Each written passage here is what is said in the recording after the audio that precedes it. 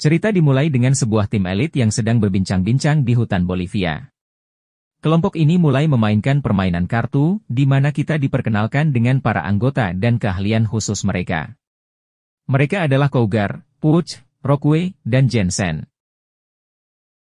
Para pria mulai mempertaruhkan senjata mereka dalam permainan, dengan spesialis pertarungan pisau. Rockway mempertaruhkan 2 pisau besar di tangannya. Namun, mereka disela oleh kolonel mereka yang bernama Clay, yang mengatakan kepada mereka, sudah waktunya. Kita kemudian menyaksikan tim dalam perjalanan menuju target mereka. Mereka diberitahu bahwa mereka akan didukung oleh serangan udara. Jadi mereka mempertimbangkan apakah harus menghadapi 50 orang bersenjata AK-47.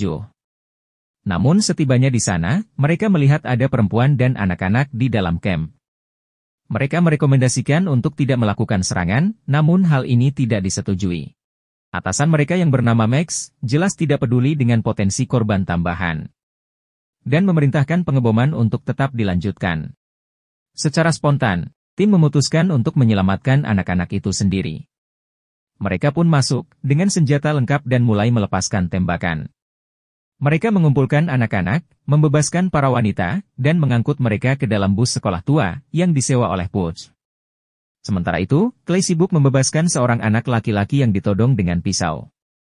Clay mengancam sang penyandera, jika dia akan tetap membunuhnya jika dia menyerang. Ancaman ini langsung membuat penyandera menjadi takut, dan langsung melepaskan anak itu. Di dalam bus, Rockway bertanya tentang radius ledakan dari serangan yang akan datang.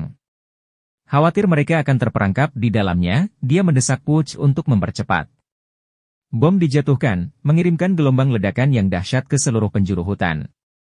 Akibatnya, bus dipaksa keluar dari jalan, menuruni bukit yang curam dan berakhir di selokan. Ketika sebuah helikopter tiba untuk mengevakuasi tim, mereka dengan terhormat memutuskan untuk membiarkan para penduduk yang diselamatkan. Yaitu untuk mengambil tempat di dalamnya. Dalam hitungan detik setelah mengudara, sebuah pesawat jet kembali dan menembak jatuh helikopter tersebut. Lalu mereka langsung bergegas ke lokasi kecelakaan. Di sini, kita melihat gambar yang menghantui dari boneka beruang yang terbakar. Sadar bahwa mereka adalah target serangan, mereka merobek label anjing mereka dan melemparkannya ke dalam api. Untuk sekarang, status mereka secara resmi telah mati. Beralih ke pusat kota Bolivia, kita menemukan Clay dan Rockway sedang berada di sabung ayam, yang jelas-jelas sedang bertaruh. Di seberang jalan, sebuah kamera menyorot seorang wanita yang berada di tengah kerumunan. Kedua tentara itu meninggalkan tempat tersebut, dan berjalan di sepanjang jalan sambil mengunyah taco dan mendiskusikan langkah selanjutnya. Rockway sangat ingin pulang ke rumah, namun tampaknya Clay bertekad untuk melawan keinginannya. Kemudian Clay ditemukan sedang menghilangkan kesedihannya di sebuah warung tuak terdekat. Wanita dari sambung ayam tadi, Aisyah, muncul dan mendekatinya. Lalu mereka pun akhirnya minum tuak bersama. Saat mereka hendak pergi, terlihat jelas bahwa Aisyah memiliki senjata tersembunyi yang diselipkan di belakang celananya. Mereka berdua akhirnya kembali ke kamar hotel Clay, dengan sebotol minuman keras.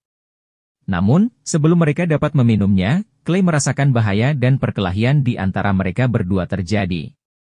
Saat mereka bergulat dan bergumul untuk mendapatkan kemenangan, berbagai perabot rumah tangga hancur, termasuk TV yang terbakar. Pertemuan itu mencapai kesimpulan alami, ketika mereka terpaksa melarikan diri untuk menghindari terbakar bersama dengan bangunan itu. Saat di jalanan, Aisyah memanggil mereka dengan sebutan para pecundang. Lalu menawarkan untuk membawa mereka kembali ke Amerika, jika mereka setuju untuk membunuh Max. Sebelum mereka berpisah, Aisyah memberikan sebuah kartu dan memerintahkannya untuk menemuinya keesokan harinya. Pada akhirnya, mereka pun menerima kesepakatan Aisyah. Di sebuah kuburan, bersama dengan seluruh timnya. Aisyah memberi pengarahan kepada mereka tentang misi tersebut, dan memberitahu mereka bahwa dia memiliki kekuatan untuk mendanai seluruh operasi. Meskipun Rockway sedikit enggan, kita mengetahui bahwa penembak jitu mereka, Cougar, bersedia untuk berperang melawan CIA. Bagaimanapun, seperti yang dia katakan, mereka yang memulainya. Beralih ke Dubai, kita mendapati Max dan tangan kanannya bertemu dengan sejumlah ilmuwan India. Mereka telah menciptakan sebuah senjata yang ingin dia beli. Salah satu dari mereka enggan terlibat dalam penjualan karena alasan moral. Atas anggukan Max, Wade melemparkannya dari atas gedung, membuat yang lain mempertimbangkan kembali apakah akan melakukan bisnis atau tidak. Sementara itu, di sebuah gudang dekat perbatasan Meksiko, kita menemukan Aisyah ditemani sejumlah peti mati. Dia telah berhasil menggunakannya untuk menyelundupkan para pecundang untuk kembali ke Amerika hidup-hidup. Di tempat lain, dari sudut pandang helikopter pribadinya, Max menyaksikan senjata dematerializer sonik yang sedang diuji coba. Di mana senjata ini berhasil menenggelamkan sebuah pulau tanpa bekas. Senjata ini ramah lingkungan yang tidak menimbulkan polusi, seperti yang diinginkan oleh Max. Kemudian di sebuah pantai, dia mendiskusikan penggunaannya dengan Wade. Saat itu, seorang wanita yang memayunginya dengan payung tersandung. Dan tanpa berpikir panjang, dia meminta pistol Wade dan menembak mati wanita itu hingga tewas.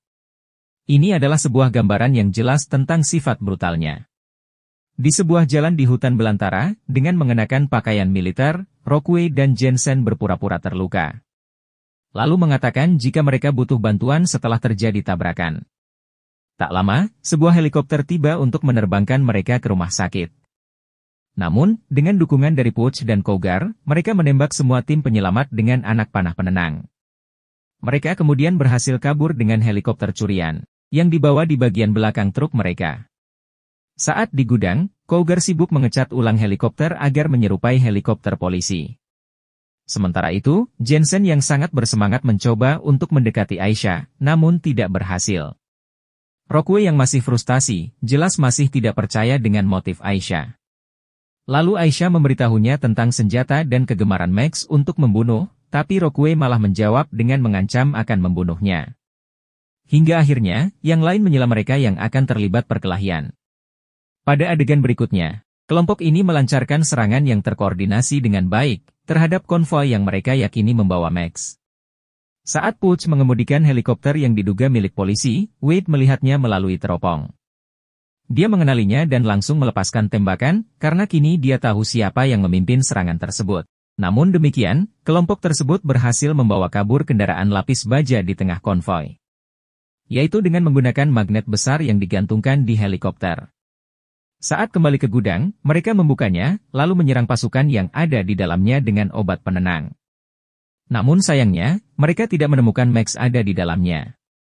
Disinilah mereka mengetahui, jika ternyata para pasukan ini sedang mengawal sebuah hard drive yang sepertinya sangat berharga. Terlepas dari keahliannya, Jensen belum bisa membuka file-file di dalamnya tanpa algoritma yang diperlukan. Setelah penyergapan mereka, Clay dan Rockway sekali lagi beradu mulut tentang langkah selanjutnya, dengan Rockway yang sangat ingin mendapatkan statusnya kembali.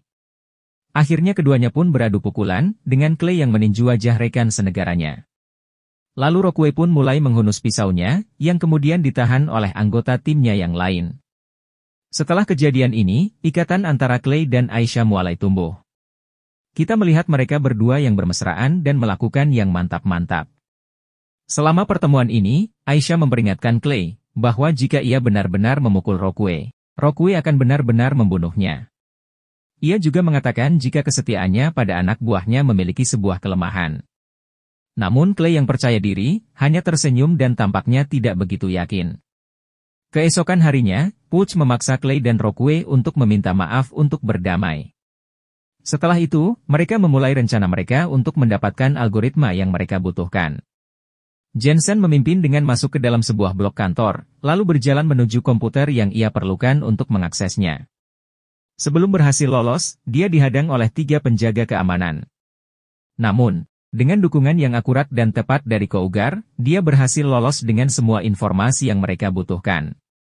Selanjutnya, di sebuah tempat rongsokan di suatu tempat di luar kota, Jensen meretas drive dan menemukan bahwa drive tersebut berisi uang jutaan dolar milik Max, tepatnya $400 juta. Dia juga menggunakannya untuk menentukan lokasi di mana drive tersebut sering dicolokkan, yaitu di sebuah pelabuhan di Los Angeles. Kelompok ini sekarang tahu di mana mereka dapat melacak musuh bebuyutan mereka. Di Mumbai, Wade bernegosiasi dengan para ilmuwan India sekali lagi. Jelas sekali, ada hambatan dalam melakukan pembayaran. Akibatnya, mereka kini menaikkan harga menjadi $1 miliar yang harus dibayar tunai. Namun Max tidak gentar, dan bersedia memenuhi tuntutan mereka. Sementara itu, Puch meratapi kenyataan bahwa istrinya yang sedang hamil tua dan akan melahirkan tanpa kehadirannya di sisinya. Rockwe secara alami mendorongnya untuk pulang. Saat hal ini terjadi, Jensen sedang sibuk dengan komputernya. Dia menyadari bahwa 4 juta dolar hilang dari rekeningnya, yang dibayarkan kepada seorang pria untuk diberikan kepada putrinya jika dia meninggal. Jensen kemudian menemukan bahwa anak perempuan itu adalah Aisyah. Anggota tim lainnya langsung menyerbu Aisyah, dengan Clay yang sedang berada di tempat tidur bersamanya. Baku tembak dengan cepat terjadi, dengan Jensen dan Aisyah tertembak di lengannya. Namun, Aisyah langsung melarikan diri dengan bersembunyi di kamar mandi dan berlindung di bak mandi. Setelah itu, Aisyah melarikan diri melalui jendela yang pecah. Saat Max bertemu dengan produsen senjata, ia menegaskan bahwa dia bersedia melakukan pembayaran miliaran dolar secara tunai. Di tempat lain, para pecundang merenungkan apa yang harus dilakukan sekarang. Hingga akhirnya satu persatu dari mereka memutuskan untuk tetap pergi ke pelabuhan, dengan Max yang kini berada di radar mereka. Sesampainya di sana, Puch sang supir menunggu di dalam mobil van, sedangkan yang lainnya masuk. Jensen berjalan melintasi kontainer demi kontainer dengan Cougar sebagai pelindung. Dia membiarkan Clay dan Rockwe masuk, lalu menuju ke server. Namun, tidak lama kemudian, setiap anggota tim ditangkap oleh tim petugas keamanan bersenjata lengkap. Yang lebih mengejutkan, Rockwe malah membantu para petugas dengan memukul kepala Clay dengan popor senapannya. Ternyata, Rockwe yang merasa dikhianati telah membuat kesepakatan dengan musuh lalu kemudian pergi. Para petugas mengumpulkan para pecundang yang sekarang diborgol di depan sebuah kontainer. Saat itu sepertinya mereka akan dieksekusi. Puch yang menolak perintah untuk berlutut dan segera ditembak di kedua kakinya. Namun tiba-tiba, Aisyah muncul di atas salah satu kontainer dan menembakkan rudal dari bazooka yang memicu ledakan. Hal ini memberikan kesempatan bagi para pecundang untuk melarikan diri. Di tempat lain di pelabuhan, Max memaksa para ilmuwan untuk menyerahkan senjata mereka. Lalu membunuhnya dengan menembakkan peluru di kepala para ilmuwan. Kemudian dia pergi dengan membawa detonator genggam, yang dengan itu dia dapat memicu ledakan yang sangat kuat dalam waktu 10 detik. Saat para pecundang berkumpul kembali, Clay berbaikan dengan Aisyah. Sedangkan Rockwe sibuk dengan misinya sendiri, yang sedang mengangkut tumpukan uang tunai yang tersisa ke dalam jet pribadi. Dia akan terbang dengan pilot yang sedang mengulur-ulur waktu, yang sedang mencari ruang untuk lepas landas. Mengetahui hal itu, Clay langsung mendekatinya dengan menembakkan senjatanya. Segera keduanya melakukan pertarungan tangan kosong. Namun sepertinya Rockwe lebih unggul dalam pertarungan ini. Pada akhirnya, Rockwe mampu mengalahkan mantan kolonelnya, lalu melemparkannya dari tangga pesawat. Dia kemudian memaksa pilot untuk lepas landas dengan menggunakan pisau. Saat Clay telah kalah, Wade mengendarai sepeda motor menuju ke arahnya. Ia bersenjata dan siap untuk menyerang Clay. Namun untungnya, penembak jitu Cougar menembak Wade tepat pada waktunya, menyebabkan dia dan motornya menabrak jet. Hal ini menciptakan ledakan yang besar, dan menghujani landasan pacu dengan uang kertas. Clay sekarang pergi mengejar Max.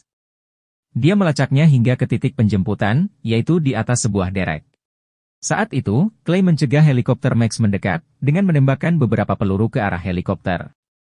Namun, saat Max akan berhadapan langsung dengan Clay, Max langsung menjatuhkan detonator itu dari atas derek.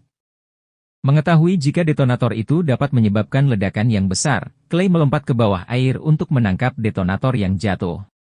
Dan hal ini memberikan kesempatan bagi Max untuk melarikan diri. Dalam adegan terakhir film ini, kita menemukan Max terluka tetapi masih hidup di sebuah bus lokal. Di mana dia dengan cepat dirampok, dan jam tangannya yang mahal diambil oleh 2 orang penumpang. Sementara itu, Aisyah yang memiliki tujuan tertentu, membuat hubungannya yang baru mulai tumbuh dengan Clay jadi membeku. Akhirnya, Puch yang sangat gembira berhasil sampai ke rumah sakit. Yaitu untuk bertemu dengan anaknya yang baru lahir. Saat-saat di akhir cerita, kita mendapati seluruh kru termasuk Aisyah terlihat bahagia. Saat menikmati pertandingan sepak bola yang menampilkan tim keponakan Jensen.